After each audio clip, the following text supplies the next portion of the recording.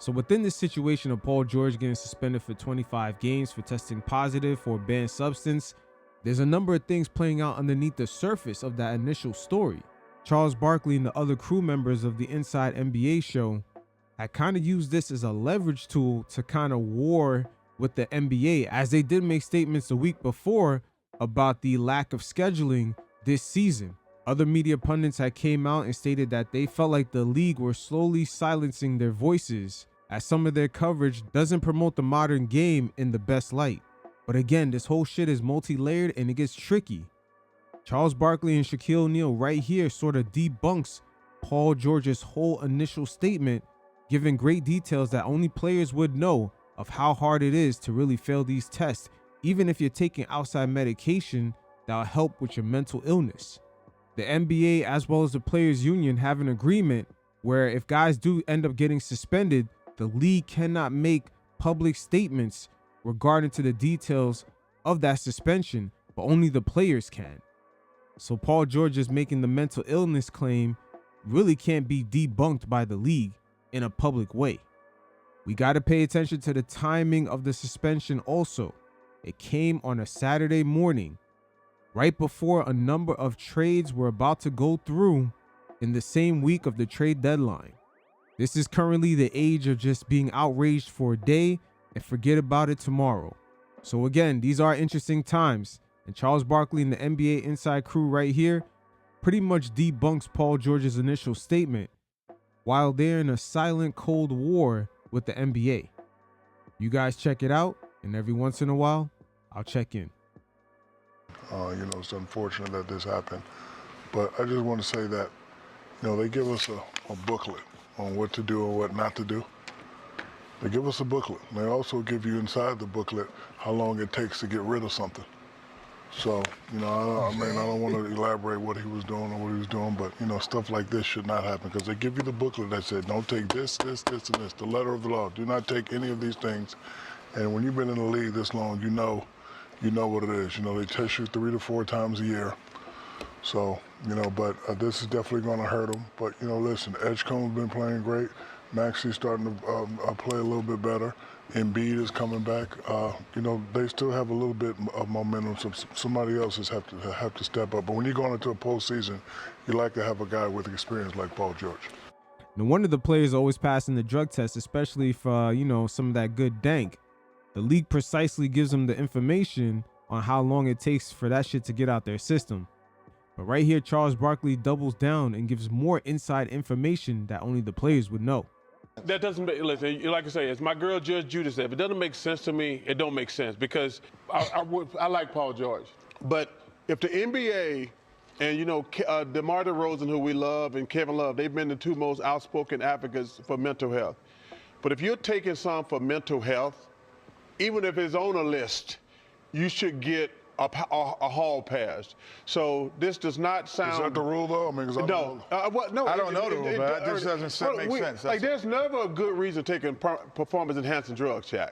But if you're taking a drug for your mental health, you should get a hall pass. And I would put it like this: if you were having a heart attack, and they gave you medicine to stop your heart attack, and then you could play 2 weeks, and that wouldn't stop you from playing. Like, to me, the league wouldn't do that. So there has to be something else that they have to address, or that is coming out, because it just doesn't make sense. But we don't need any players suffering from mental health. If they got a pill out there that can help you with that, you should get a hall pass. But this sounds fishy. And it is definitely fishy, but the Inside crew is letting you know, if any player tests positive for a medication that they took in order to protect their overall health, just them being able to function as a human, a suspension would not follow. This overall situation is tricky for the media to even report. A lot of the major pundits around the NBA have remained quiet about the details of this situation or even reporting about it in their independent platforms. The many NBA shows on The Ringer, no one even spoke on it. Same thing for Brian Windhorst. Those are just some of the names, but you fellas can look it up yourselves. These guys have completely avoided going into further details about the situation. The NBA right now does have a former figurehead in LeBron James, who's 41 years old and is still jumping out the gym. Maybe Podcast P need to holler at LeBron James for that stimulus package. But again, it's the smaller details. The initial suspension came down on a Saturday morning on the same week of the trade deadline.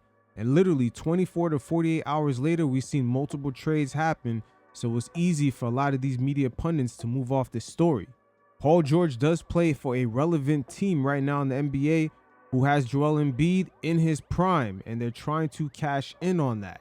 That team not only just got the ball rolling, the rookie and VJ Edgecombe is making a lot of noise. Tyrese Maxey is doing his thing, and Paul George has been their best defensive player. So him getting suspended does have an impact on that team and also their roster construction. Not only the 76ers have cut down their luxury tax bill by almost $6 million, now they don't really have to necessarily trade some of the kind of veteran players that they had on their bench, guys like Kelly Oubre or even Andre Drummond, and they could even sign another player while PG is out. So there's major implications with Paul George being suspended, but yet none of the media pundits went on their independent platforms and spoke on this. Not only this was done in unison, but the other side of the coin with Charles Barkley and the guys in the inside crew not necessarily happy about their lack of appearances, and other media pundits saying that the NBA is slowly silencing them.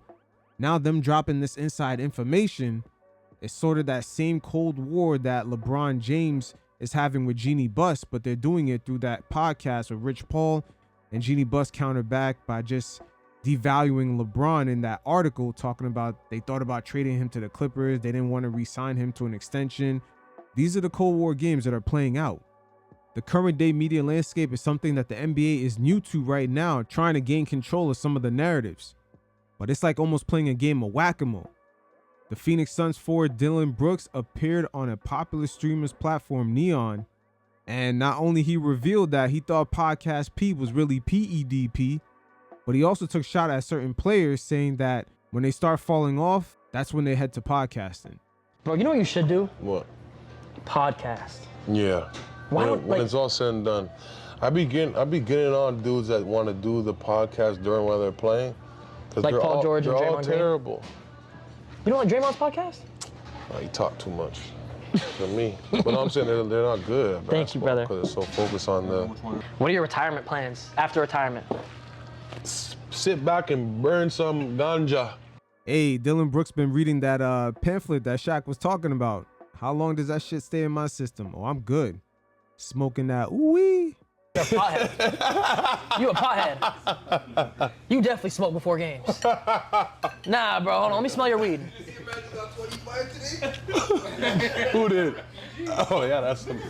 Oh, yeah, they cut. Oh, Yeah. not, hey, man, you know, I don't know if But that's PEs though. yeah, I don't know. Yeah, That's PE. That's he dropped 30 points or some shit. They tested him right away. right away. But it was looking like it though. Yeah. Dillon is not lying right here. That came across my timeline. I seen PG dunk on a fast break. I had to look at that shit twice. I was like, okay, PG's healthy. But just seeing that, I was a little bit thrown off. But again, your mind is not going to go straight to PEDs. Dead ass, he don't move good. And all of a sudden he's cashing out trades. He's looking like himself like 4 years ago. Dillon Brooks on that camera talking like it's just me and you, going in on Paul George. But I did a segment on that for last season. When it comes to PG, he just wasn't quite looking himself. I'll link that in the description below. He's definitely trying his best to just cling around the league. And that's something that Adam Silver eventually is going to have to address, because the previous commissioner, David Stern, he was not accepting older stars being in the league this long and just lingering around. Guys like CP3, even after getting kicked off the Clippers, are talking about, I have a chance to go to the Mavericks. I still want to play. So it was destined to happen. He has a podcast? That's what I'm saying. Oh my God. Podcast P.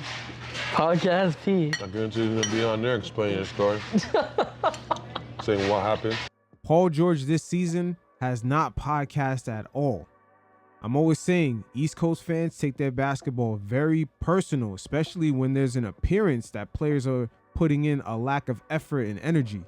Cities like New York, Boston, Philadelphia, and even to a degree, I'm going to add Chicago to it, even though they're out there in the Midwest. Their fans kind of operate in the same way. Paul George in the last 7 seasons have only played above 65 games one time. And so far, in 2 seasons with the Philadelphia 76ers until he comes back in March, he's only played 68 games. That pressure gets real when you're on the East Coast. And to live up to that contract, that max deal that he got, Podcast P might have felt that pressure to become PEDP. If you don't believe that East Coast pressure of just winning and being successful, especially coming from those diehard passionate fans, just listen to Philadelphia native Gilly the Kid, who embodies everything you would think about someone from Philly, express some of his true feelings right to Paul George's face about some of the efforts and some of the things he's been seeing with the 76ers in his first season. He was very blunt, straight to PG's face. He told him what he really thought. And I hate to be harsh, man, but I gotta speak what's the real, how we feeling, man.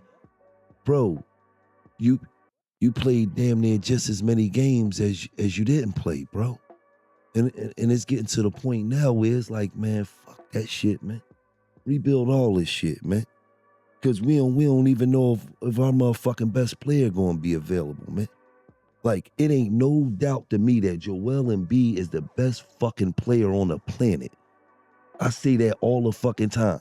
The only difference is we don't know what the fuck we gonna get every night, man. Oh, he might come out one night, I'm about to give you motherfuckers 50 and 20. Come on in. And we might come out the next night and he might just settle for 17-footers all day. The one thing about Giannis is you know you gonna get maximum fucking effort every fucking night, man. So that just be my problem, bro. Philadelphia, we like to see effort. Allen Iverson didn't win shit. He will always be the GOAT around this motherfucker because he put in 100% effort. He left everything on the floor. It's not because he won. It's not Brian Dawkins never won shit around here. He will always be a GOAT because when our eyes looked at Brian Dawkins, it said he gives up maximum fucking effort every single time. Every snap. Every snap. Jason Kelsey, same thing. It's motherfuckers around there that you be like, why are they GOATs? Because when we watch them, we watch him give up maximum effort and put their fucking life on the line. And we fucking respect that. We a hard-working fucking city that ain't got shit, bro. You gotta understand, when the Eagles lose, it feel like your fucking cousin died, bro. Hey, Gilly, I feel you on that. That's some East Coast shit. We take it real personal. It's crazy enough for the fans to pack in those arenas, just fighting on the train and just typical everyday city muscle and bustle shit. But fans even got to fight to get in those arenas. It's not like other parts of the country where you could just pull up with your car and just walk to the games. In the East Coast, because of the density, there's always a battle to get somewhere, especially a pro sports game where everyone's trying to get to the same place at once. That shit is like a Royal Rumble. Again, this situation is very multi-layered because players podcasting while they're still just stars in the league, there's a lot of gray areas that come with that. And in a way, they actually overexpose themselves to fans during the hard times. This is where we see all the PR teams around some of these guys kind of coach them up on what to say or just write certain statements for them. This is the part of the segment where I get into the mental illness and that branding, especially coming from public figures. That has become a crutch to garner sympathy, and that shit is getting very tiring. Shams had dropped a report on the suspension early Saturday morning, followed by PG posting a statement. So this was definitely looking very coordinated, but the real question is, when did PG fail the exam? Matter of fact, let's check out his statement. Over the past few years, I've discussed the importance of mental health, and in the course of recently seeking treatment for an issue of my own, I made the mistake of taking an improper medication. I take full responsibility for my actions and apologize to the Sixers organization, my teammates, and the Philly fans for my poor decision-making during this process. I am focused on using this time to make sure that my mind and body are in the best condition to help the team when I return. The NBA or any other professional league being the gladiator environment that it is, claiming mental illness is not a good thing, even if they do have it. But just making that public, it's not a positive. The PR teams for guys like DeMar DeRozan and Paul George are not doing them any favors by letting them cling on to be some sort of advocate for it. What does that really even mean? Are they part of any entity that actually has boots on the ground and is making an actual difference? Or is it just another part of the whole coded language that public figures are making nowadays. Look at other public figures, and let's say they have a sexual scandal. All of a sudden, they'll say they need to go to rehab. They're an addict. Those are the spins. But in the sports world, it's a gladiator environment. You got to kill or be killed. Where's all the mental illness statements when it comes to contract time? I don't see teams lining up the door trying to give max contract to guys that are supposed to be leaders through very highly pressurized situations. It's only after the contract's already signed, the prime years are a thing of the past, that's when all this mental illness, oh, I'm an advocate for it, comes about. A cerebral assassin like Kobe Bryant, hypothetically, if he went into an NBA Finals against a guy like DeMar DeRozan, he would chew him up verbally on the court with that mental illness shit. Make no mistake about it. But on a lighter note, that's why all that soft branding when it comes to the arena of sports, it's real confusing. But on a lighter note, Cameron, Mace, and Hall of Fame wide receiver Michael Irving spoke on some of the soft PR spins when it comes to mental illness. And they all displayed the same skepticism that a lot of us have. And coming from certain cultures, that was never an excuse as a crutch, especially from the brothers. That is not something culturally that is considered something to hide behind. But you guys check it out, and every once in a while, I'll check in. Well, we all wish we could have pulled that shit. You know how many times we wish we could have been like, yo, nah, I'm bugging. We all got PTSD growing up where we grew up. If that's the motherfucking case, we could pull that card at any time for anything. I should be able to use mental health when I want. You know, I grew up in a war zone. I should be able to pull that card. Right or wrong. Yo, niggas grew up in a war zone. Yo, Cameron, speaking facts, anybody grew up in NYC, I would say the 80s, the 90s, man, whenever, even now, it's always been a war zone. Almost 99% of the population can claim that mental illness. Just the amount of fuckery we have to walk past every day, whether you're downtown, no matter where you at, you're always gonna see some dumb shit, but it's normal in New York. That's why everybody just keeps to themselves. Even a stranger just talking to you out of the blue, it's almost like you have to look around like someone's trying to set you up. That's why New Yorkers are kind of standoffish. I should be able to pull that card. Right or wrong. Yo, niggas grew up in a war zone in the 80s in Harlem. It's a war zone, nigga. Like, I should be able to pull my PTSD card anytime and say, yo, I need treatment. Mike, when you grew up, would you, listen, that's the thing my man Sin be arguing about with me, and I try to have this, you know, the other side of the coin joint. Go and tell your grandmother you going through some mental issues. She'll smack the shit out you, nigga. You can't have mental issues growing up in the 80s, nigga. Yeah. Back in the day. You're not allowed to whoop your ass. That's what I'm saying. Fuck you, man. You got, bop, nigga, bop, you all right now, nigga? Fuck you talking about? You all right now? Yeah, Exactly what it is. Yo, my mental health, da-da-da. And you know what's crazy? I'm looking straight. But I can tell by Stat doing her hair, she can't even understand. You're stressing me out. Like, you're stressing me out. I can see my peripheral. She's like, y'all wasn't allowed to say that y'all had mental health issues? No. You're going to have more problems than that. You keep it up. Stat is 100% right. Money Mace is on point with that because people will be making fun of you. And that scenario plays out in the sports world too. I'm telling you, if Kobe Bryant was still around, he would kill some of these guys verbally with this whole mental illness excuse coming from public figures, especially if you're on the court. Hey, but listen, when them cops hit that door at that hotel room and busted their hands off, what are you doing on these 5 girls? I got some mental health.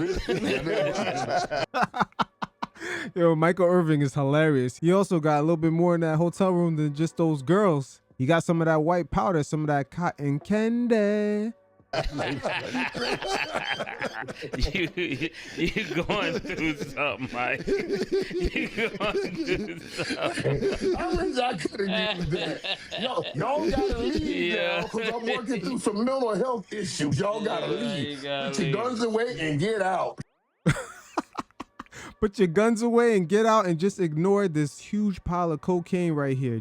I'm going through some mental health, guys. Just give me a break on this one. Tell Troy Aikman, I'm sorry. I'll save some of the powder for you, though, in case you need it, but tell him I'm sorry. It's like, Please get out. See this shit right here. But this what I'm trying to say is that regardless of whatever, right? I'd rather the nigga just took his 25-game suspension and said, my bad, I fucked up, to try to use that as the disclaimer for the people who may really be going through something. And I'm not saying he isn't or whatever, but it's just convenient. But this ain't that. Yeah, but I'm saying it's very convenient you're going through mental health issues when you get caught. Yeah. I would love to hear stats and what do you have to say about this? Yeah, we're not saying, for those that are listening, we're not saying you're lying. We're just saying it feels like it. So we just want to put that disclaimer out there. That's what you got to love about this current media landscape. You're going to have some people giving it up and speaking the real. The reason why Paul George is hiding behind this, because one of the tactics of the media is that if you call him out on his bullshit, they're going to say you're making fun of people with mental health and you're against it and all this good guy versus bad guy positioning with coded words, and the shit gets nasty. But the 76ers are staying quiet about this. Not only they save quite a few dollars when it comes to the luxury tax, $6 million, but they also don't have to trade away their more veteran role players, guys like Kelly Oubre or Andre Drummond. Utilizing whatever is left of Joel Embiid's prime years is a must. It's crazy when you think about it, because the 76ers this season don't really have expectations from the national media to be competing for a championship, but in reality, they are positioned to. We'll see, though. Adam Silver eventually is going to have to address the issue with veteran players staying a little bit too long in the league, especially when their bodies really can't hold up. Podcast P is feeling that pressure to perform in Philly, while at the same time, he already knows his body hasn't held up in the past 6 seasons. He's basically just been rehabbing and coasting. And sometimes you have to know when to pull that plug, even though when the money is good. Them East Coast expectations is a different monster. Paul George is finding out the hard way. You guys definitely hit up the link in the description below. Check out my NBA True Story playlist for more nuanced topics just like this. And until next time, you fellas stay safe. Peace.